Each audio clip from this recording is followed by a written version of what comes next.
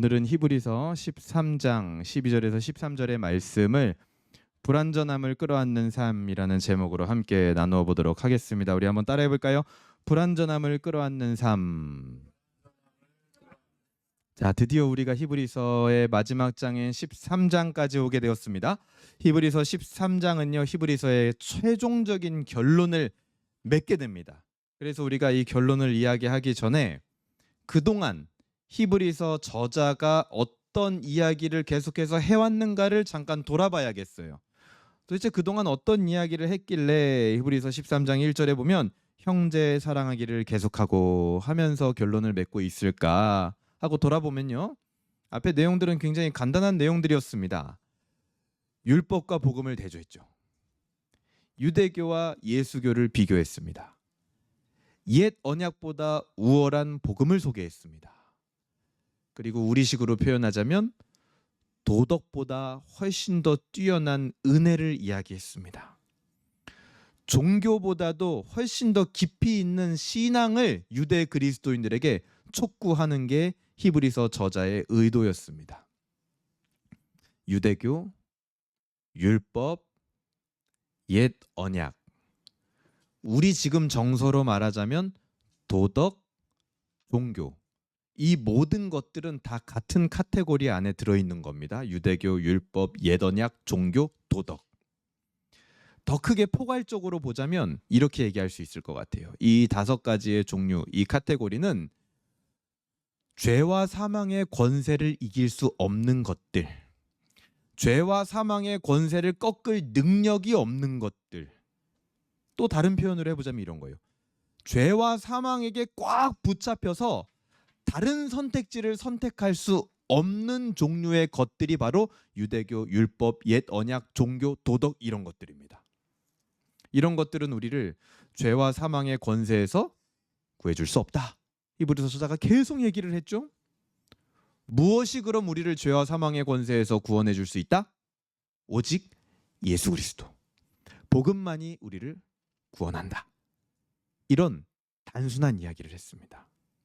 근데 우리가 조금 더 생각해 볼까요? 여러분, 율법이 우리에게 요구하는 바가 무엇이라고 생각하십니까? 율법은 우리에게 뭘 요구한다라고 생각하세요? 거룩. 그렇죠? 다른 말로 하면 이 히브리서의 맥락에서 좀 읽어보자면 율법이 우리에게 요구하는 것은 완벽함입니다. 완벽함. 그래서 율법 아래에 있는 자들, 옛 언약에 속한 자들은 히브리서 저자가 뭐라 그랬냐면요, 끊임없이 하나님 앞에 나아가서 제사를 드리며 죄를 씻어야 된다. 율법 아래서는. 율법 아래서는 제사를 맨날 드려야 된다. 이렇게 얘기를 했단 말이에요. 죄를 씻는다라는 게 뭡니까? 완벽함을 말하는 거예요. 완벽함. 완전한 상태로 하나님 앞에 나아가도록 한다. 무엇은? 율법은. 그래서 매번 죄를 씻어야 했다. 그런데 그 반대 개념인 복음은 어떻습니까? 히브리서 저자가 뭐라 그랬냐면 죄를 씻을 필요가 없다. 복음은. 왜? 예수께서 단번에 제사를 완성했기 때문에. 단번에 예수님이 희생제물이 되셔서 죽으셨기 때문에 율법 아래에서처럼 매번 제사를 드릴 필요 없다. 즉 복음은 너희에게 율법이 요구했었던 그 완벽함을 요구하지 않는다라는 선언인 겁니다. 이 개념 이해하셨나요? 이거를 오늘 이해하고 넘어가야 돼요. 율법 아래에서는 죄를 씻기 위하여 날마다 제사를 드려야 했습니다. 그렇죠? 그 날마다 제사를 드린다라는 거는 날마다 죄를 씻는다라는 건데, 날마다 죄를 씻는다라는 게 어떤 의미냐? 완벽함을 향하여 나아가도록 요구하고 있는 거예요. 완벽한 존재가 되라고 요구하고 있는 겁니다. 그런데 복음은 그러지 않았다라는 거예요. 날마다 죄를 씻을 필요 없다. 왜? 예수님이 단번에 씻었으니까. 예수님이 한 번에 끝냈다, 제사를. 그러니 복음은 뭐라고 말하고 있는 거냐면 율법이 요구하고 있는 완벽함을 너희에게 요구하고 있지 않다. 그 차이가 있는 겁니다. 율법은 사람에게 완벽함을 요구해요. 그러나 복음은 완벽함을 요구하지 않는다라는 선언을 히브리서 저자는 12장까지 계속 해왔던 거예요. 이제 완벽한 사람만이 하나님께 나아갈 수 있다는 그 생각을 버려라. 완벽함은 예수님께서 이루셨다. 그러니 너희는 너희의 지금 그 나타나고 있는 불완전함을 그대로 끌어안고 누구에게 나아가라? 하나님께 나아가라. 이게 복음이란 말이에요. 그러니까 유대 그리스도인들이 지금 예수님을 잘 믿다가 여러 가지 상황과 환경으로 인하여 유대교로 다시 돌아갈 그런 위기에 직면했단 말이에요. 그들의 신앙이. 히브리 저자는 그 문제조차도 너희들 스스로 해결하려고 하지 말고 그 불완전한 상태로 하나님 앞에 나아가라. 불완전함을 끌어안고 하나님 앞에 나아가라. 왜? 복음은 너희에게 한 번도 완벽함을 요구한 적이 없다. 율법은 너희에게 완벽함을 요구했을 거다. 너희가 지금 돌아가려고 하는 그 유대교도 너희에게 완벽함을 요구하고 있을 거다. 그러니 매일 죄를 씻어야지. 매일 깨끗한 사람이 돼야지. 매일 완벽한 모습이 되어야지. 율법은 완벽함을 끊임없이 요구하고 있는 거예요. 근데 복음은 그럴 필요 없어. 완벽함은 예수님 선에서 끝났어. 그러니 너희는 지금 불완전해 보이는 그 모습 그대로 하나님 앞에 나아갈 수 있다. 그래서 우리는 그걸 복음이라고 부르는 겁니다. 그런데 그 말을 못 알아듣고 유대 그리스도인들이 계속 유대교로 돌아갔습니다. 율법 아래로 들어갔어요. 이거를 우리에게 좀 더 와닿게 표현을 해보자면 이런 거죠. 우리도 그런 면이 있는 것 같아요, 여러분. 그렇죠? 신앙생활을 하면서도 여전히 완벽함을 추구하는 신앙생활. 내 삶과 신앙에 있어서 계속해서 완벽함을 추구하는 거예요. 저는 복음 안에 있습니다. 복음 안에서 자유를 얻었습니다. 예수님이 단번에 모든 것을 다 이루셨습니다라고 하면서도 마음 한켠에는 도덕적이고 종교적인 완벽함을 자꾸만 좇는 성향이 우리에게 있다라는 거예요. 그런데 여러분, 우리가 완벽해지는 게 가능한가요? 불가능한 일이에요. 우리 인생이 어떻게 완벽해지고 완전해질 수 있는가? 그것이 불가능하다라는 것을 인정하지 못하고 끊임없이 도덕적 잣대로, 율법적 잣대로, 종교적 잣대로 나를 자꾸만 재는 거예요. 근데 그런 사람들의 특징이 뭐냐? 남도 그렇게 잽니다. 그러니까 그게 문제인 거예요. 결국 종교 생활을 하고 있는 거죠. 그런 종교 생활의 끝은 뭐냐 그러면? 죄와 사망의 결론하고 똑같은 겁니다. 뭐예요? 죽음뿐인 거죠. 죽음. 그러니까 그렇게 살면요, 그렇게 신앙생활하면 나도 죽습니다. 아니 불완전할 수밖에 없는 존재가, 완벽할 수 없는 존재가 자꾸 완벽을 갈구한다고 생각해봐요. 죽어요. 그 사람 얼마 못 가서. 엄청나게 괴롭습니다. 그리고 남도 죽이는 거예요. 왜? 남에게도 그런 완벽을 요구할 테니까. 내 자녀에게도, 남편에게도, 아내에게도, 교회 사람들에게도, 목사에게도 완벽을 요구할 거거든요. 다 같이 죽는 거예요. 내 기준에서 완벽하지 않은 남의 모습만 보이니 같이 죽는 거죠. 그래서 결국 뭐가 될 수 없다? 오늘 1절. 1절이 그래서 나오는 거예요. 1절 뭐라고 합니까? 형제 사랑하기를 계속하고, 이렇게 나오죠. 그러니까 그 완벽함을 쫓는 율법 아래에서, 종교 생활의 구조 아래에서는 형제 사랑하기가 된다 안 된다? 절대 안 된다. 그리고 그 밑에 나와 있는 모든 권면의 사항들도요, 아무것도 할 수 없습니다. 그 아래에서는. 어디서? 종교생활, 율법, 옛언약, 유대교, 도덕이라는 그 시스템 아래에서는 형제 사랑하는 것도 안 되고요, 손님 대접하는 것도 안 되고요, 결혼을 귀히 여기는 것도 안 되고요, 돈을 사랑하지 않는 대로 사는 것도 안 된다라는 거예요. 완벽을 추구하고 완벽을 요구하는 곳에서는 절대 형제를 사랑할 수 없습니다.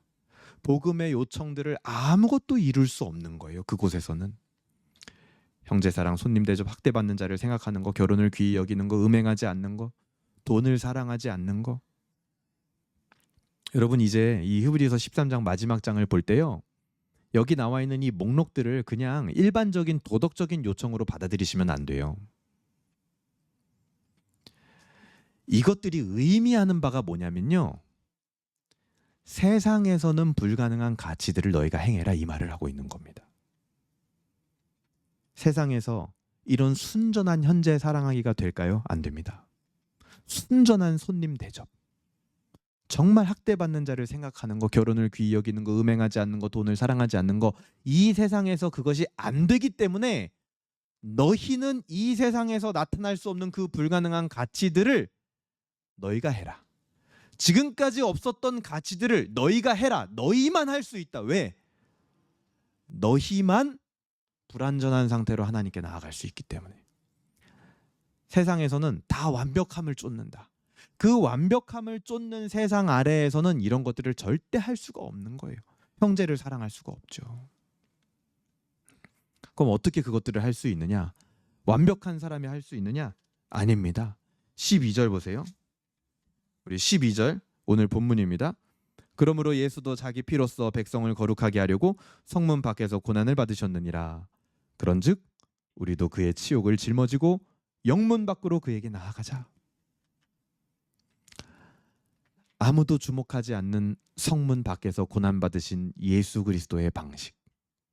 이 땅에 오셔서 예수님이요 완벽하고 온전한 삶을 보여주신 게 아니라 불완전한 삶을 통해서 하나님이 무엇을 이루시는지를 보여주신 그 예수의 의도를 너희가 생각해봐라.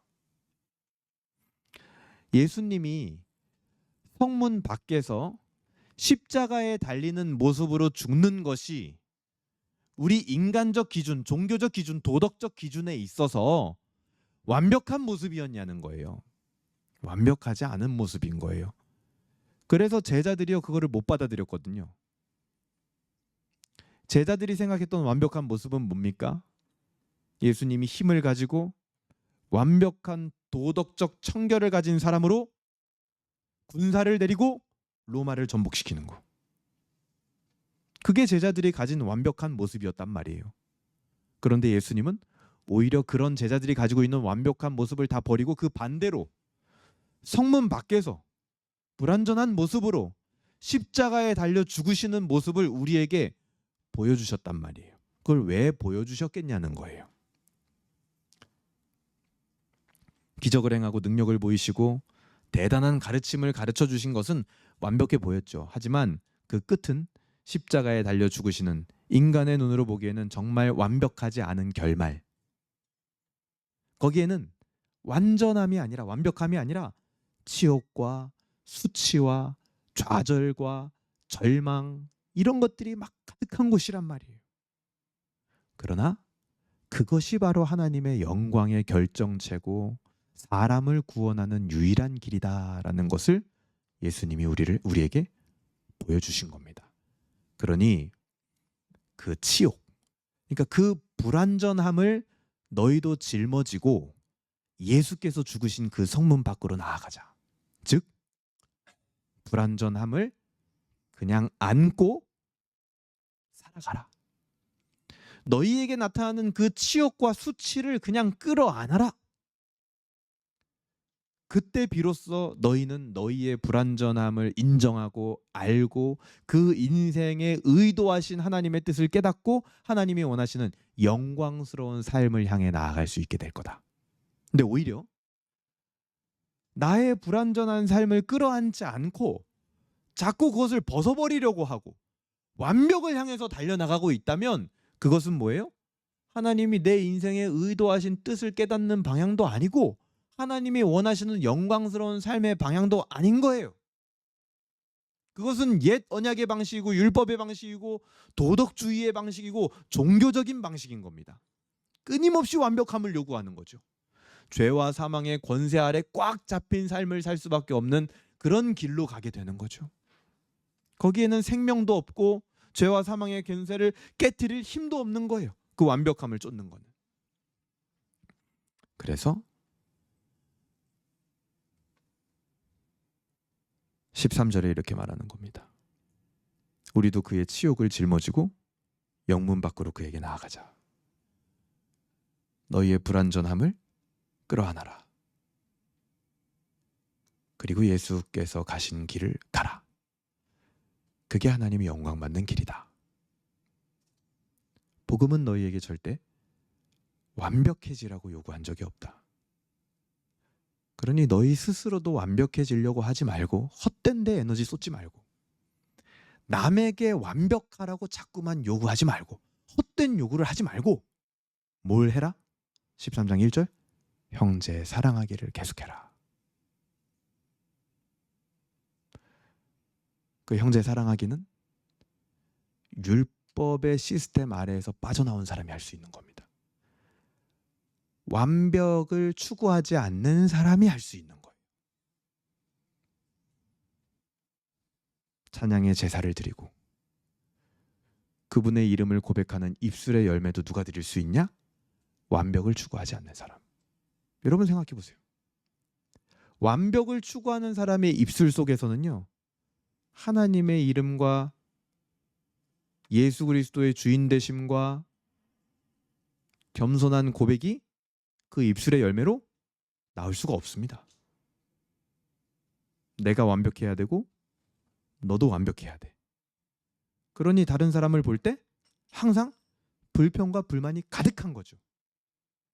그러니까 뭐밖에 안 나와요? 험담밖에 안 나오죠. 불평과 불만밖에 안 나오는 겁니다. 찬송이 안 나와요. 겸손한 고백이 나올 수가 없는 거예요. 자신의 자랑하는 입술, 교만의 입술, 남을 판단하고 정죄하는 입술, 형제를 사랑하지 못하고 불만과 불평이 가득한 시선으로 바라보고 그게 전부인 인생이 되는 거예요. 완벽함을 추구하면, 율법 아래 있으면, 유대교로 돌아가면, 도덕주의 아래 있으면, 종교 생활하면 그게 전부라는 거예요. 완벽을 추구할 때는 항상 그런 거죠. 그러니 여러분 삶이 얼마나 괴롭습니까? 항상 완벽해질 수 없는 인간이 완벽을 추구하니까 얼마나 삶이 피곤하고 괴로워요.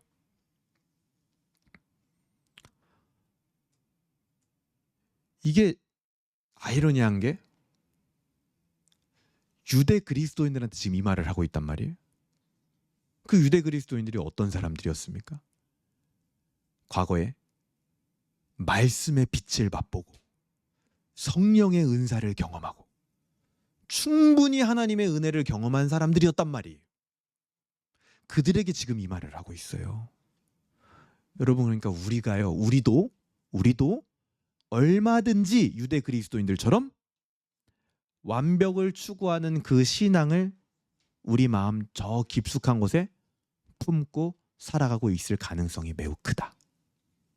우리도 나도 모르게 복음은 우리에게 자유를 주었는데 자꾸만 완벽을 추구하는 거예요. 그게 완벽을 추구하다고 하니까 여러분 좋게 들리십니까? 아니요. 다른 말로 하면 율법으로 돌아가려고 한다, 이 말이에요. 옛 언약의 방식을 사용하려고 한다. 날마다 와서 죄를 씻어야 했던 그 완벽함을 요구했던 그 율법의 방식대로 하려고 한다, 이 말하고 똑같은 겁니다. 거기엔 생명이 없죠. 거기엔 영광이 없습니다. 죄와 사망의 권세를 깨트릴 힘이 거기엔 없어요.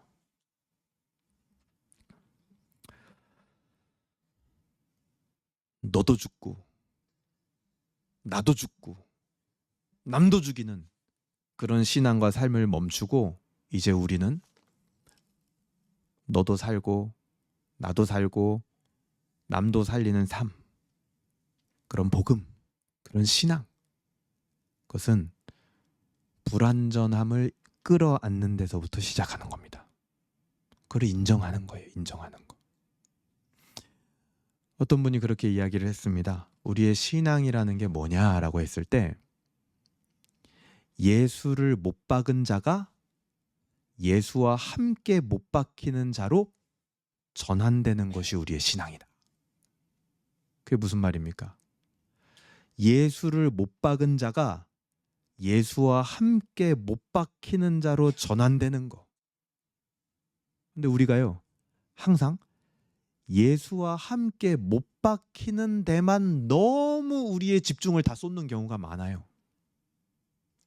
그러다 보니까 내가 얼마나 불완전한 존재였는지 잊어버리는 거예요.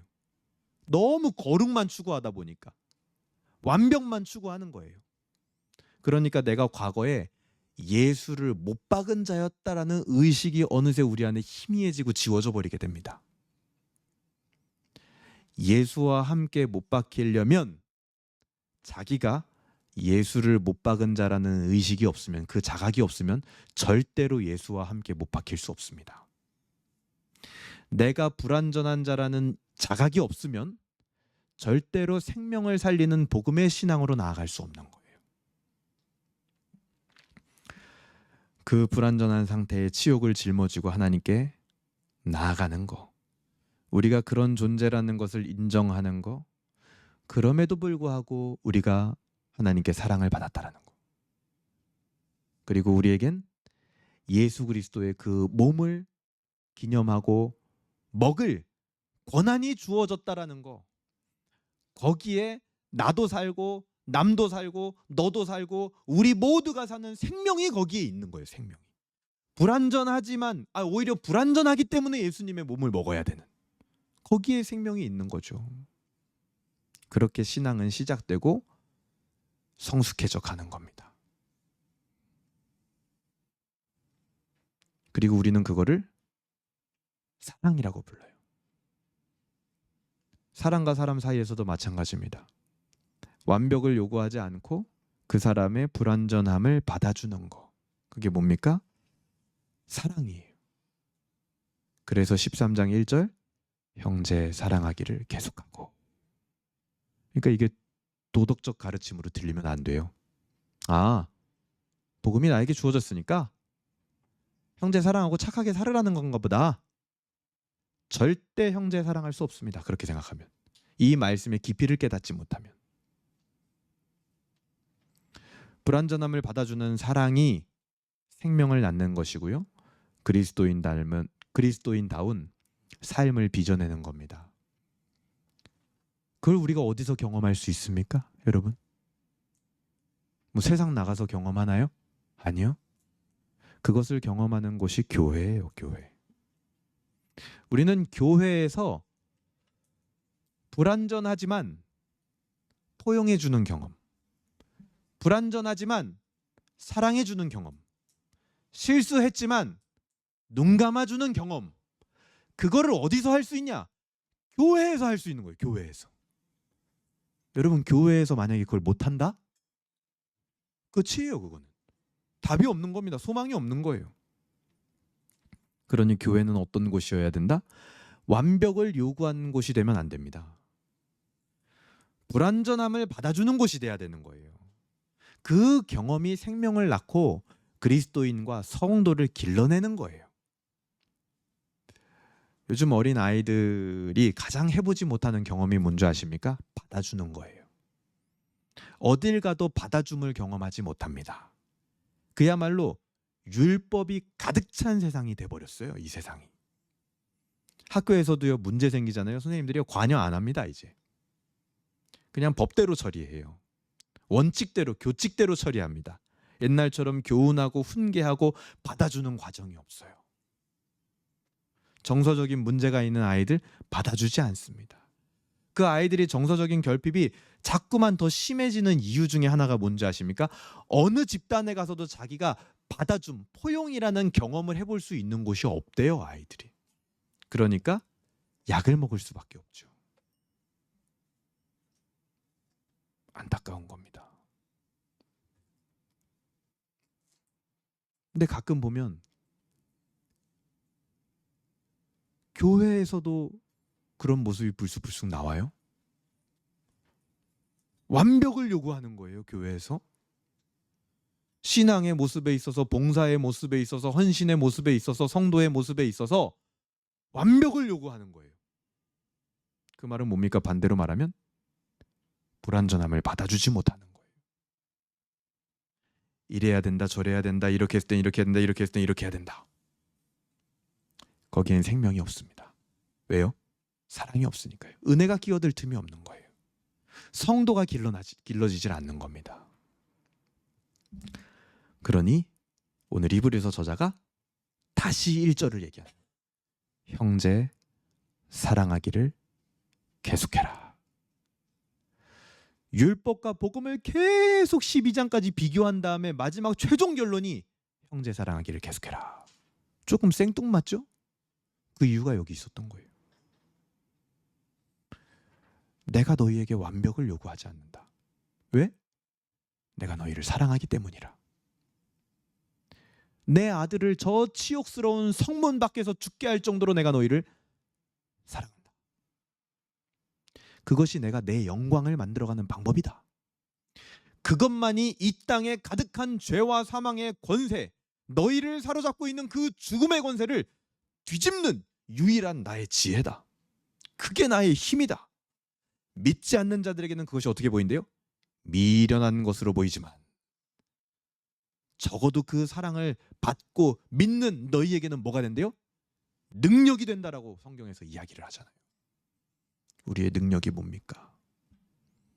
너희는 모두가 서로에게 완벽을 요구하는 그 세상에서 제발 틈을 가지고 여유를 가지고 서로 사랑하라. 그러면 너희가 내 제자인 줄 알리라. 이것이 히브리서의 결론입니다. 결론. 20절 보세요. 20절. 같이 한번 읽어볼까요? 20절 시작. 양들의 큰 목자이신 우리 주 예수를 영원한 언약의 피로 죽은 자 가운데서 이끌어내신 평강의 하나님이 21절입니다. 시작. 모든 선한 일에 너희를 온전하게 하사 자기 뜻을 행하게 하시고 그 앞에 즐거운 것을 예수 그리스도로 말미암아 우리 가운데에서 이루시기를 원하노라. 영광이 그에게 세세 무궁토록 있을지어다. 아멘. 자, 그렇게 예수님이 목자된 그 삶에 비로소 뭐가 있다? 진정한 즐거움이 있다. 기쁨이 있다. 그 삶에 진짜 재미가 있는 거다. 그러니 뭐 할 수 있어? 재미있으면 여러분 뭐 합니까? 여러분 재미있으면 지금 같은 표정 짓나요? 아니요. 지금 같은 표정을 안 지을 거예요. 그러니까 옛날 목사님들이 그 예배 나와서 이제 표정 그렇게 하고 있으면 안 된다. 그 예배 나와가지고 기도에 나와서 막 복음의 말씀 듣는데 당신들을 자유하게 했습니다. 완벽을 요구하지 않습니다. 그러면 그 막 강력계 형사 같은 표정이 나올 수가 없죠. 그러면 안 되지. 그거는 정말 감격에 휩싸인 표정이 나와야지. 진짜 그거를 믿으면, 그 깊이를 알면, 그게 뭔 말인지 내가 알아듣고 있다면. 근데 저는 실망하지 않습니다. 저도 하나님이 그렇게 받아주셨고,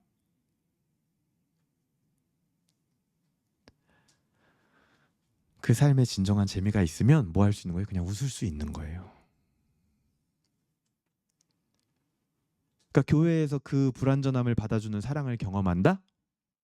그러니까 교회에 나와서 웃을 수 있는 겁니다. 적어도 여기서만큼은 굳은 표정으로 다니지 않을 수 있는 이유가 거기 있는 거예요.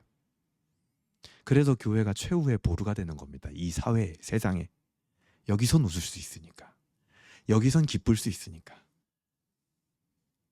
사랑하라. 그것이 내 뜻이다. 불완전한 너희의 삶을 끌어안고 너희도 사랑해라.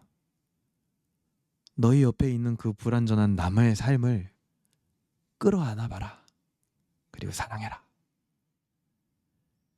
내가 불완전한 너희를 끌어안기 위해 내 아들 예수를 죄와 사망에 내어준 것 같이, 그리고 부활로 그 죽음을 뒤집어 버린 것 같이, 너희도 지금 너희의 그 상황을 그렇게 이겨봐라.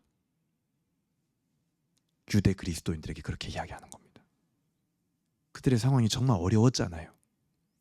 믿음이 있었지만 정말 큰 환난과 핍박 때문에 도저히 먹고 살기 힘들어서, 경제적으로 어렵죠, 종교적으로 어렵죠, 사회적으로 어렵죠. 도저히 이거 못해 먹겠다. 예수님 믿는 일. 오죽했으면 유대교로 돌아갔겠습니까? 그것을 이길 수 있는 힘이 어디 있냐? 불완전한 우리를 끌어안아 주신 그 하나님의 사랑, 그 복음, 그걸로 내가 죄와 사망의 권세를 뒤집었다. 죽음을 깨트려 버렸다. 너희도 그 힘으로 이겨라. 그런 공동체가 되어라. 그래서 다시 1절, 형제 사랑하기를 계속해라. 거기에서 힘이 나오는 거예요. 오늘 이 자리에 나오신 여러분들에게도 그 하나님의 마음이 가슴 깊숙이 전달되길 소망합니다. 하나님은요, 우리에게 완벽함을 요구하신 적이 없습니다. 한 번도. 근데 우리의 본성은 나도 모르게 유대인들 식으로 표현하면 율법적인 거죠. 이제 율법적. 자꾸 완벽해야 된다는 어떤 강박을 가지고 있어요. 우리식으로 표현하면 유교적 도덕주의입니다. 그게. 내 행동이 깨끗해야 되는 거예요.